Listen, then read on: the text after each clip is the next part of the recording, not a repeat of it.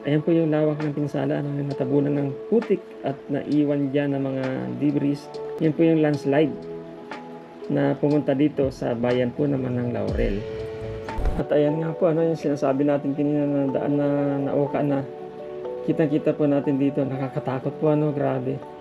At yung lupa po dyan, lumuho na, ayan, nakita po natin, meron pang mga debris dyan ng mga semento.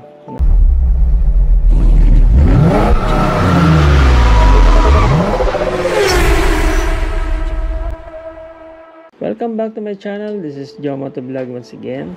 Ayan po, nandito po tayo ngayong araw dito sa bayan ng Laurel. Dito po tayo sa town proper at nakita po natin yan. Yan sa ating harapan yung pamahalaang bayan ng Laurel. And we are heading towards the collapsed Bugaan Bridge. By the way, ito pong bridge na ito pong tulay na nasira ay nagko-connect dito sa Barangay Poblacion 3 at Barangay Bugaan East. Ito po yung pinakamabilis na access road ng mga taong nakaninirahan dito.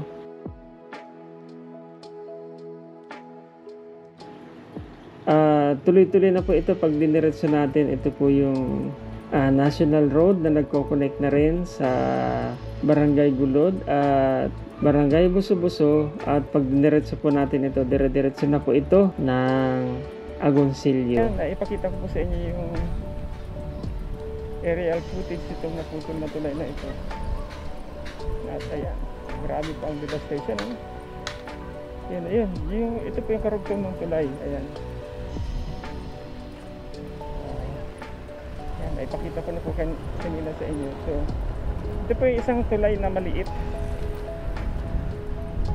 Mas maliit po itong tulay na ito para doon sa kabila. Ito yung tinatawag na Poblacion 5. Ayan. Ito pa. Dito po tayo sandali. Ito po. I love Poblacion 5. Ayan. Ang lalaki po ng mga troso. Kailangan mahanap natin yung maliit na street dyan na papasok doon sa dating dinaanan natin. Ayan, kakaliwa na po tayo dito dahil ito na po yung papunta sa Barangay Buso-Buso. Alright, papunta na po tayo ngayon ng Barangay Buso-Buso at nakita po natin ngayon, grabe po ang devastation dito. Mukhang lubang mahirap ang puntahan ito, pero dahil nga po nagtatrabaho sila doon, hindi tayo pwede. Dadaan tayo sa putikan. Off-road tayo ulit. Off-road. Woohoo! Galing! Sundan po natin sila kuya, mga nag-off-road. Woohoo! Off-road din po tayo. At yan na nga po ang nakikita natin dito, ang tambak ng napakaraming puno ng kahoy na yan, yung mga debris na yan, at yung mga nakikita po natin yan, yung uka sa may tulay na yan, at yung total devastation dito. Ayan, nakita po natin wala na natirang kabahayan dyan, at inanod na lahat yan, at yung mga puno wala na rin po dyan. Ayan, kaya kulay brown na po ang lahat ng yan. At ayan po yung lawak ng pinsala na natabunan ng putik at naiwan dyan ng mga debris. At kung mapapansin po natin yung mataas sa bundok na yan, hindi po kaingin yung mga nakikita natin na yan. Yung pong mga parang nilinis na yun po yung mga inanod na malakas na baha papunta po dito. Ayan, kaya po nagkaroon dyan ng parang mga kinaingin. Yan po yung landslide na pumunta dito sa bayan po naman ng Laurel. Ayan, napakaganda po ng kapiligiran, pero ito po, dito po talaga pumunta yung mga putik na yan. Yan mga galing dyan sa bundok. At sa ngayon po, ayan, kita po natin dyan, At sa ngayon nga po ay tutulak naman po tayo patungo ng Buso-Buso. Ito pong daan na ito na nakita natin sa baba. Ayan po yung patungong Buso-Buso, at ito po nakita po natin yan. Halos grabe po yan, lalo na sa may bandang kaliwa. Nandiyan pa rin po yung tambak ng mga puno na putol. At yan po yan, may nakita pa tayong jeep na nabalahaw dyan. Dahil po sa kapal ng putik ay hindi na po siya makaalis dyan. Nakita po natin kanina, itinulak yan ng mga kababayan natin. Pinagtulong-tulungan po. Subalit wala pong nagawa dahil namumog na po sa putik yung gulong niyang jeep na yan. At ito po, napakalawak ang lawak po ng pinsalang dulot na yan. Grabe yung nangyari dito. At pupunta na po tayo ngayon sa Barangay Buso-Buso. So hanggang dito lang po siguro tayo sa Barangay Buso-Buso, Laurel. Pagkatapos po tayo doon ay babalik na tayo ulit. Hindi ko na po siguro kayang dumiretso pa ng konsilyo ngayong araw na ito ng linggo. At update ko lang po kayo ng sitwasyon doon mamaya sa Barangay Buso-Buso. At babalik na tayo. So sa ngayon po ito pa rin ang sitwasyon. Tuloy-tuloy pa rin po yung clearing operation. At kanina po napag-alaman natin doon sa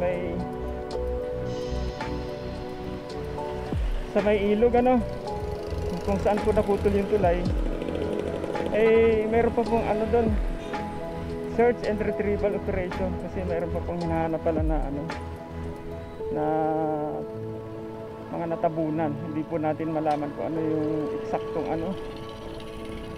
eksaktong detalye kung ilan at kung sino yung mga hinahanap nila, pero this time tuloy-tuloy pa rin po yung paghahanap nila ng mga nawawala. At ito po, yan, yung tubig na yan, puro po may laman yan. Mga drinking water isusupply nila dito. Very good po, very good. Ramli City po yan. Very good po sila. At magsusupply po sila ng tubig dito. Napakabait po nun ng mga nagbibigay ng mga relief goods na yan. Lalo na po yung tubig na yan. Mukhang meron din po dito. Kita po natin yan. Bakas na bakas po yung bakas na bakas po yung iniwan ng bagyong Kristen dito. Ayan, putik at buhangin na naiwan dito. Malaki po yung truck na yan, kaya medyo nagkakaroon po ng pagbabagal dito.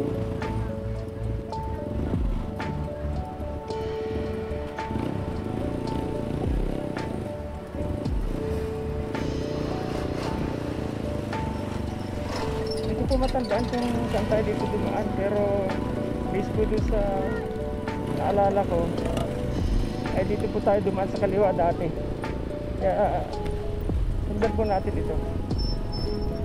Yan, dito po yung may nagpuputol ng troso, yung nag-sityensa dito. Ayan, dito po yun. Nakatanggal na nila yung malaking harang na puno dito. Very good po, At syempre alam na natin dito, kakaliwa na tayo.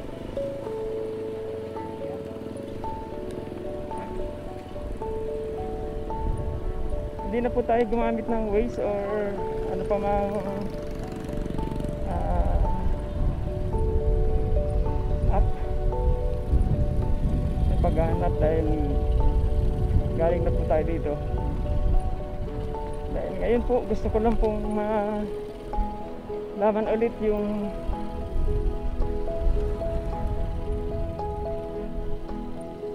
at maipakita sa inyo yung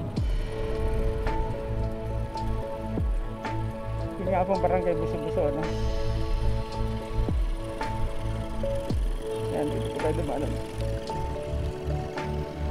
Hindi po natin makakalimutan itong rota natin na ito. Okay.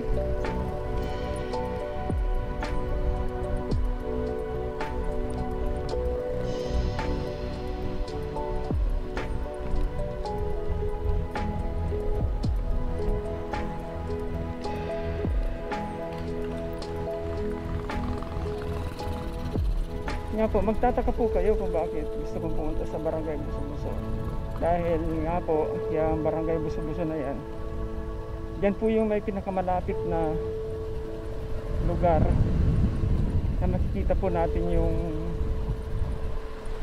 Taal Volcano. At nung nakaraang linggo po, nung galing tayo dito, grabe po, may nadaanan po tayo dyan na lugar kung saan nakahang na lang po yung karsada at gumuho na yung kabilang side ng karsada. At yan po yung babalikan natin ngayon dahil hindi po natin sila nakuhanan ng video. Nakuhanan po natin sila ngayon. Ito, dadaan tayo ulit dito sa ilalim ng kawayan. Ito natin.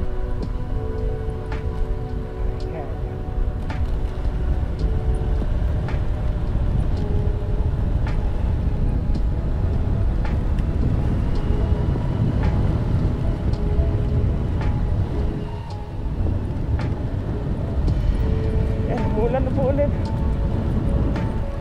So, hindi ko alam kung bakit tuwing kakarating tayo dito sa lugar na to umulan.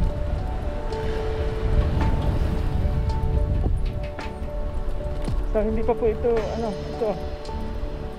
Welcome to Barangay Gulod. Dito na po tayo sa Barangay Gulod. At kung natatandaan po ninyo nung huling punta ko dito no October 29, itong Barangay Gulod na to, ganito pa rin pang itsura. Ganito pa rin pang itsura.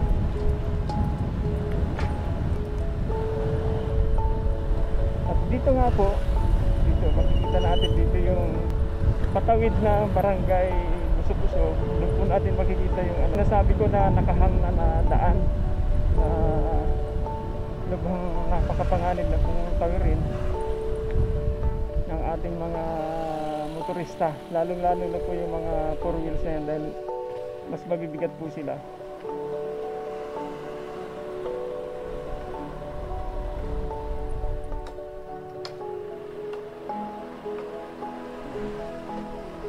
Titingnan po natin ito. Grabe po. Kung napapansin nyo po, gumuho na po itong portion ng daan na ito.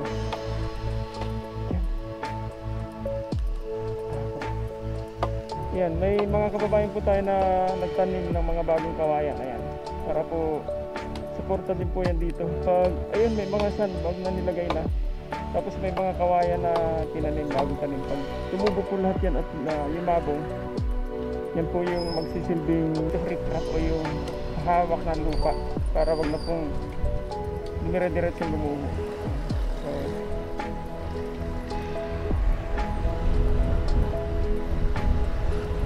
kita po natin maraming lumiligo doon.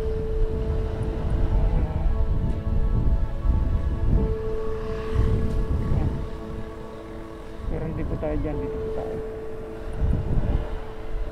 Ito po natatandaan kung daan dito. Yun. Ito po ang barangay hall ng Barangay Gulod. At malamang po, sa malamang ay meron ditong nagaganap na misa or something. Dahil dito po nagsipagparada yung mga kababayan natin dito. Ayan.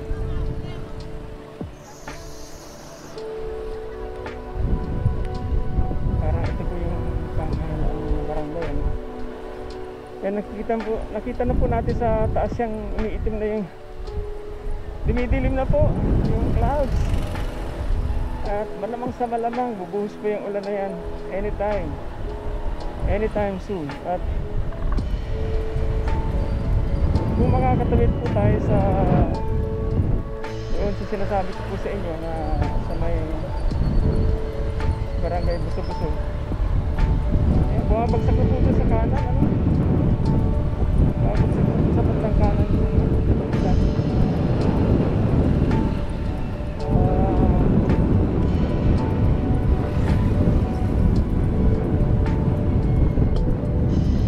Lamig na po ng simoy ng hangin dito, nararamdaman na natin. At ito po yung isa sa sinasabi kong daan na nahukay na yung ilalim. Yan po. Paano po ang ilalim niyan? So ayun nga po, nasa mataas na lugar po tayo dito dahil ito po ay Barangay Gulod. Gulod, ibig sabihin po ay mataas na lugar. Ayan. Oh my God, ayun po. Kita-kita po natin sa magkabilang daan. Ayan. Doon at saka dito ay nauka na po. At ayan nga po, ano yung sinasabi natin kanina na daan na nauka na. Kitang-kita po natin dito, nakakatakot po, ano, grabe. At delikado po itong bahay na nasa kaliwa. Ayan, kita po natin yan. At hindi lang po pala ito basta guho, ano. Pag ibinaba po natin yan dito, ayan. Ayan, may mga puno pa po ng saging, ano. At may mga puno po dyan sa baba. Ayan. At makikita po natin yung grabe, parang rumagasan ng todo yung tubig dyan. At may makita pa po tayong puno ng nyug dito sa ilalim, ano. Parang nagmistulang bangin po. At ayan, may malaking butas po dyan, ano, parang sinkhole. Ayan. At yan, nakakatakot po yung truck na yan, no. Mabuti po talaga may harang na yan, dahil kung hindi, delikado pag napunta po dito sa tabi na to na hindi niya napansin, delikado pong gumuho yung daan na yan. Okay na. Delikado na po, nakahang na yung semento. Dahil nga po sa kagustuhan natin na makarating, mapuntahan, anayin po natin yan, pupuntahan po natin. At ayan, ito po yung gumuho dito sa Barangay Gulod. Barangay Gulod. Okay. Ayun, may restaurant po pala din eh. Pwede tayong kumain dyan mamaya. Ayan.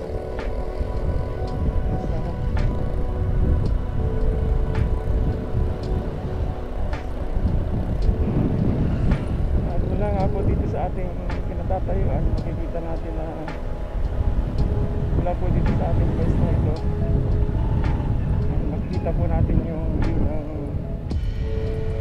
Taal Volcano.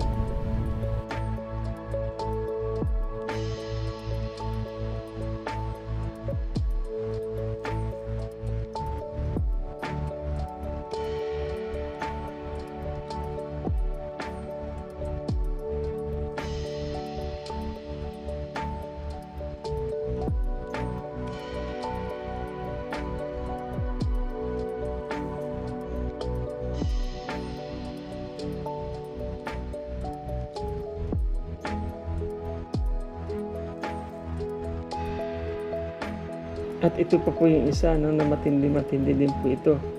Kitang-kita po natin na gumuho na yung lupa na yan. At kung hindi nga po nilagyan ng barrier dyan, ayan, eh napakadelikado na po niyan dahil ang lalim na po ng butas. Ayan. At yung lupa po dyan, gumuho na. Ayan, nakita po natin, meron pang mga debris dyan ng mga semento na bumaba na nga po dyan, ano.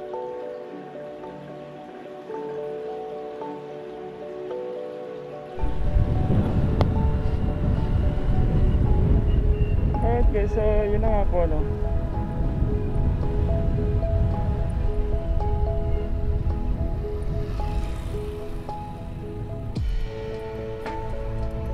Tayo sa Barangay Buso-Buso. May namit tayong kaibigan dito, si Christian. Shout out kay Christian. Shout out. I love Buso-Buso.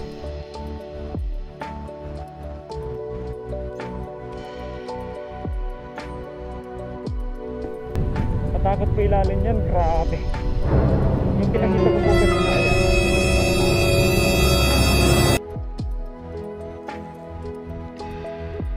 Diba? Grabe. Delikado po yan. Delikado. At yung sa kabila na yun. Ito po, nandito po tayo kanina.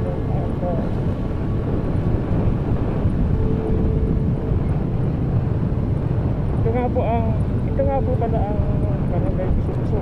Yung pagkatapos po ng Barangay Gulod, yun po ang kasunod, ano, Barangay Buso-Buso. yun yung kanina. Ito po. Wala, sundan po natin saglit na.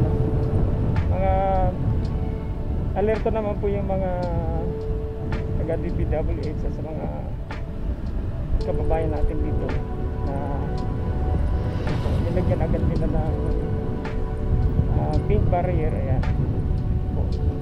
So kita po natin ito, no? Grabe ang lalim na yan. So ito po yun, yung sa kabila, grabe, ano.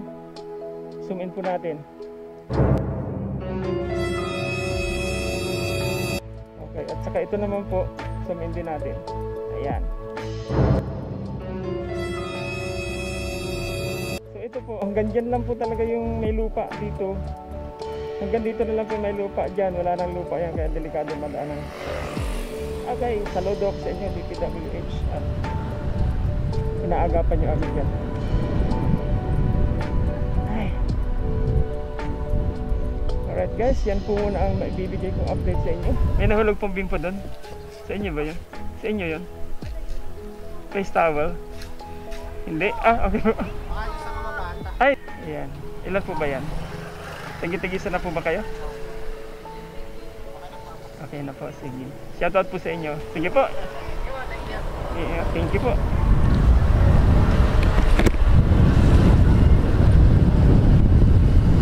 Naintira po tayo doon sa mga naglalakad kasi may face towel na nalaglag.